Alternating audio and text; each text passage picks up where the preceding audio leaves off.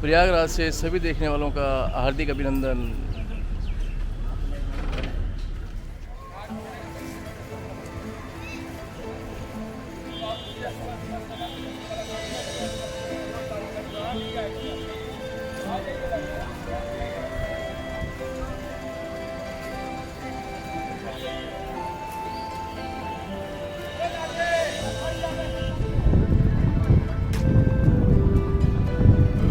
और ये महातीर्थ प्रयागराज का संगम घाट।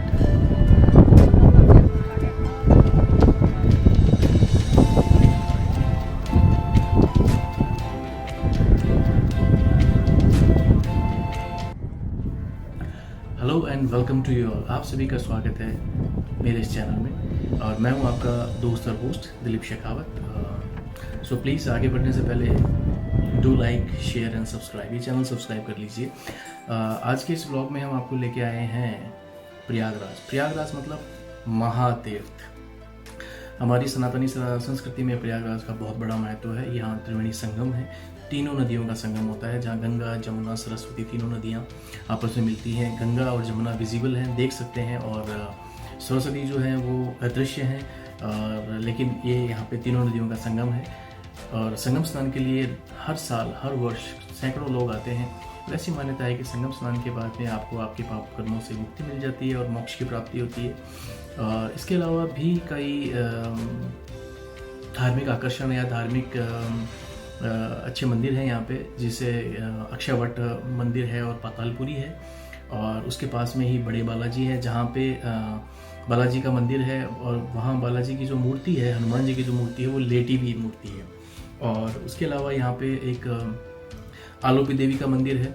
आलोपी देवी का मंदिर के पीछे मान्यता है, कथा ये है कि जब माता सती ने अपने प्राण त्याग दिए थे, तो भगवान महादेव ने उनके शव को, अपने पार्थिव शव को अपने हाथों में लेकर तांडव करना शुरू किया था, और उस दौरान उनका एक हाथ कट के और उस जगह गिरा था। जिस जगह वो हाथ गिरा था वहाँ एक कुंड है, और वहाँ गिरने के बाद में वो हाथ जो है वो विलुप्त हो गया। तो इसी वजह से उस जगह का नाम आलोपी देवी का मंदिर है, या उस जगह का नाम आलोपी देवी मंदिर पड़ा, क्योंकि वहाँ पे काफ़ी बड़ा और अच्छा सुंदर सा मंदिर है। और उस आलोपी देवी के मंदिर में कोई मूर्ति पूजा नहीं होती है बेसिकली। वहाँ पे एक झूला लटकाया हुआ है, और वो झूला एग्जैक्टली उसी जगह पे है जहाँ पे वो हाथ कट के गिरा था, और उस झूले के एकदम नीचे वो कुंड है जहाँ जिसके अंदर वो हाथ गिरा था, ऐसी मान्यता है। तो आप जब भी प्रयागराज जाएँ तो ये कुछ आकर्षण है वहाँ के, तो ज़रूर दर्शन करें। इसके अलावा भी काफ़ी चीज़ें हैं जो हम इस ब्लॉग में कंटिन्यूसली डिस्कस करेंगे। और सबसे पहले तो प्रयागराज में तपोभूमि है। यहाँ पे काफ़ी यज्ञ हुए हैं। प्रयाग मतलब प्र मतलब बड़े, और याग मतलब यज्ञ। यहाँ पे काफ़ी बड़े बड़े यज्ञ हुए हैं, तो ये यज्ञों की भूमि है। और कालांतर में इसमें काफ़ी बदलाव भी आए हैं। पुराने समय में जब ऋषि मुनि थे तब इसका नाम प्रयाग था। उसके बाद में कुछ आक्रांता शासकों के द्वारा इसके नाम को बदल दिया गया, जो बाद में भ्रमित होकर या अपभ्रंश होकर इलाहाबाद हो गया था, जिसे अब दोबारा बदल दिया गया है, और अब प्रयागराज के नाम से इसको जाना जाता है। तो प्रयागराज जो है बड़ी पावन धरती है। जीवन में अगर मौका मिले तो एक बार जरूर वहाँ की यात्रा करें। वहाँ गंगा जमुना सरस्वती का संगम है, और ऋषि मुनियों की पावन धरती रही है। और अक्षयवट है वहाँ पे, जिसके बारे में कहा जाता है कि अक्षयवट बहुत पुराना वट वृक्ष है। एक बार भगवान ब्रह्मा जी ने एक यज्ञ का आयोजन किया था, जिसमें स्वयं पुरोहित थे, और भगवान विष्णु को यजमान बनाया था, और भगवान शंकर यहाँ पे यज्ञ बन के उपस्थित हुए थे। तो इन्होंने यज्ञ समापन के बाद में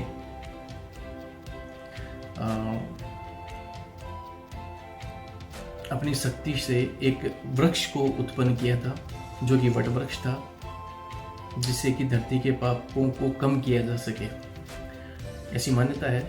और ये वट वृक्ष आज भी विद्यमान है। इस ब्लॉग में आप आगे देखेंगे, वहाँ इसकी फ़ोटो खींचना थोड़ा सा मना किया हुआ था, लोग नहीं खींच पा रहे थे, और उसे कवर करके और सीआरपीएफ के जवानों के पहरे के अंदर था। लेकिन इस वटवृक्ष को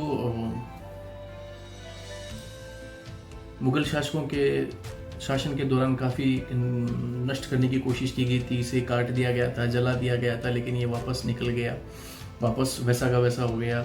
और चीनी यात्री ह्वेनसांग जब आए थे, उन्होंने भी अपने एक संदर्भ में इसके बारे में जिक्र किया है। तो ये काफ़ी प्राचीन और बहुत ही महत्वपूर्ण स्थान है, जब भी आप आएँ ज़रूर दर्शन करें। और तो यही सब है इसके बारे में। So let's enjoy the vlog. Thank you very much and please do like, share and subscribe. तृतीय वर्ष का छात्र हूँ और हम लोग हॉस्टलर हैं और यहाँ पे हम सिविल की प्रिपरेशन कर रहे हैं। आज भाई के जन्मदिवस में हम लोग गंगा जी का स्नान बहुत बहुत बधाई हो आपको। है धन्यवाद। और ये कुछ नवयुवक सकारात्मक ऊर्जा से ओत-प्रोत भरे हुए संगम का स्नान करते हुए और आनंद लेते हुए।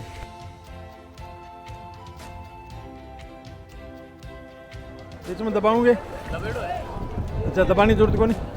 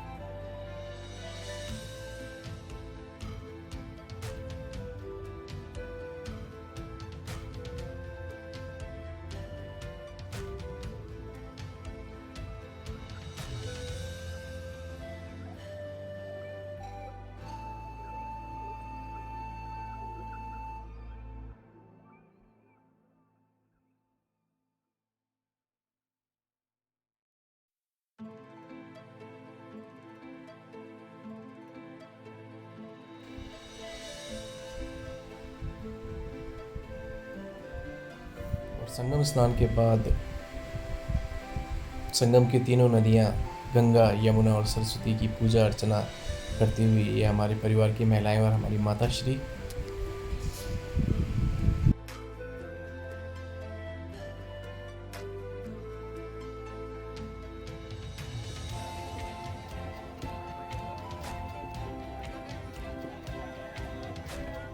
और संगम स्नान के बाद हम पहुंच गए बड़े बालाजी के मंदिर, जो कि संगम तट के बहुत ही नज़दीक है। अगर आप प्रयागराज आते हैं और संगम स्नान करते हैं, उसके बाद में यहाँ बड़े हनुमान जी का मंदिर है, वहाँ ज़रूर आएँ, दर्शन करें। काफ़ी अच्छा और रमणीय स्थान है, बढ़िया मंदिर है।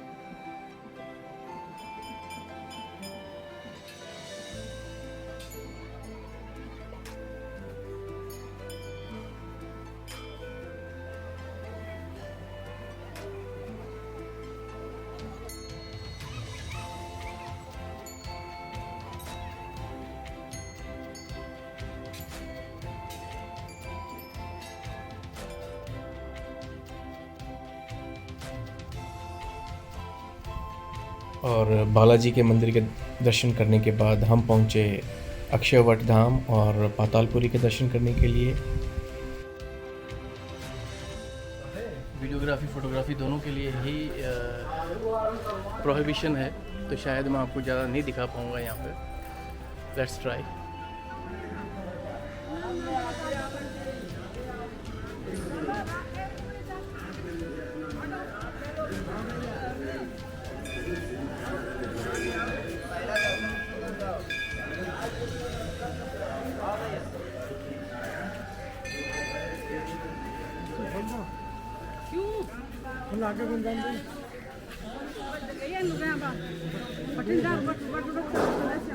वटवृक्ष बैठी है भी कोई मम्मी पाछो जानो पड़सी बैठी नहीं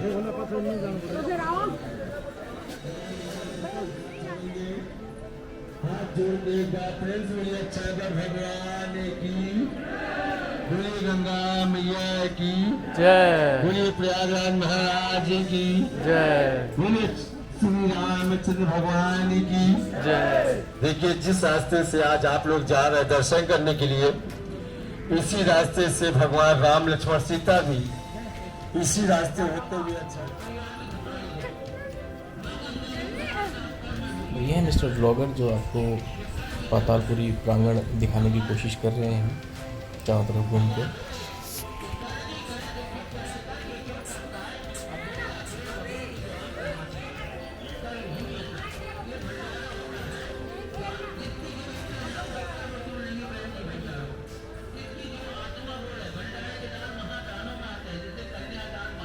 अरे चप्पल था कि हठी ना सबकी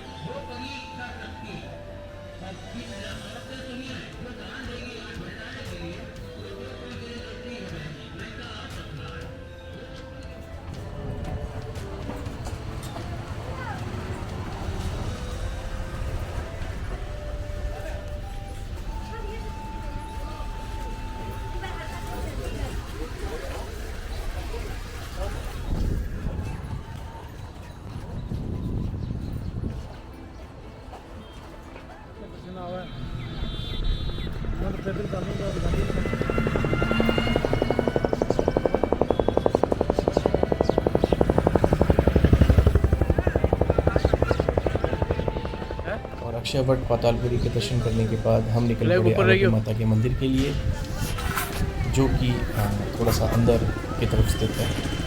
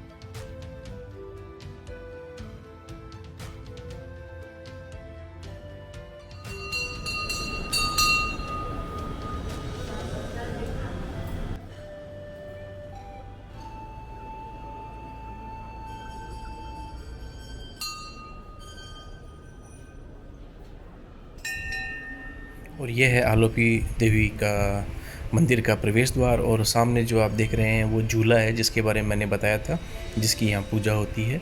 यहाँ कोई मूर्ति विशेष नहीं है पूजा के लिए, ये झूला ही है जिसकी पूजा होती है। और ये मंदिर परिक्रमा में रखी हुई और लगाई हुई विभिन्न देवी देवताओं की मूर्तियाँ। और मिलते हैं अगले भाग में प्रयागराज के। आपके साथ के लिए बहुत बहुत धन्यवाद। Please do like share and subscribe, और बेल का घंटा भी